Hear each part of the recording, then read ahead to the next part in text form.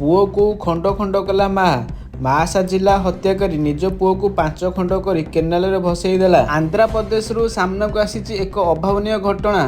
पुओ को खंड खंड काटी केनाल रे भसाईदेला माँ। जड़े जमुनदात्री भी एभली कांड करिपारे यह भाबी भाबी कष्टकर होई पड़ुची। आंध्र प्रदेश प्रकाशम जिले में एही लोमटांकुरा हत्याकांड घटिची।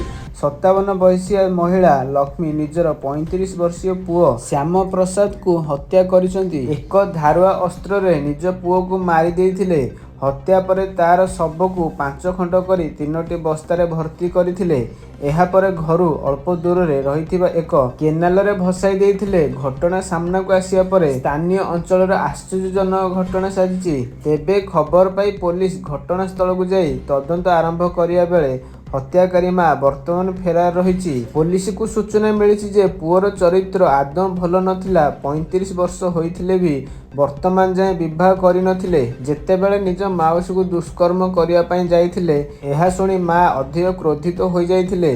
पुओ को हत्या करिया पई निष्पत्ति नेइथिले। एहा परे सुजोग देखि पुओ को टांगिया रे हाणी देइथिले।